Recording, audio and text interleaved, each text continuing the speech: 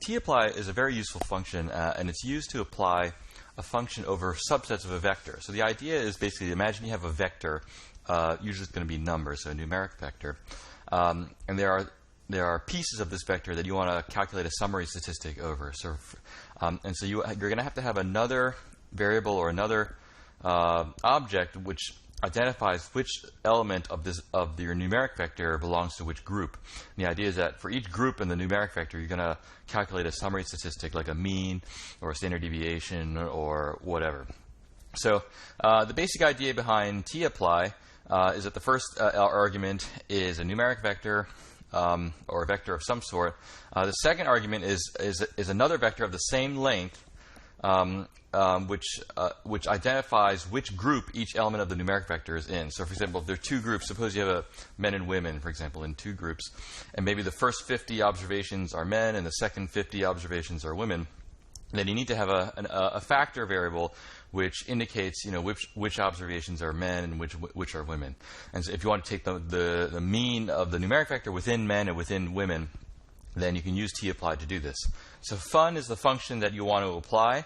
And so this is going to be the same as before. It's going to be either a function, or you can pass an anonymous function. And then the ... contains the other arguments that may go to this function.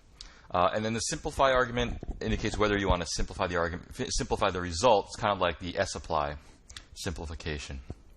So here's a very, very simple example.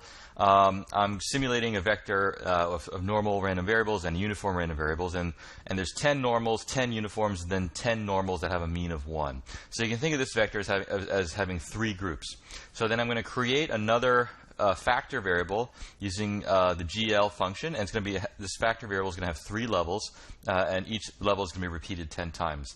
So when I print out the factor variable here, you can see that there's 10 ones, there's 10 twos, and there's 10 threes.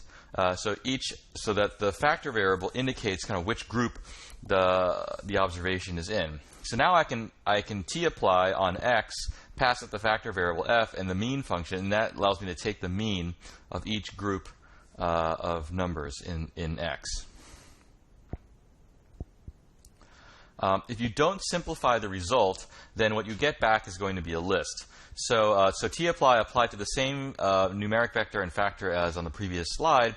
When I calculate the mean and I say simplify equals false, then I get back a list with 3 elements, and in each element of the list is the mean of that subgroup. I can pass it a slightly more complicated summary statistic. So here, instead of calculating the mean, which returns one number, I'm going to calculate the range of observations. So this gives me the min and the max of the observations within that subset of the vector x. And so here I'm getting a list where each element is a vector of length 2.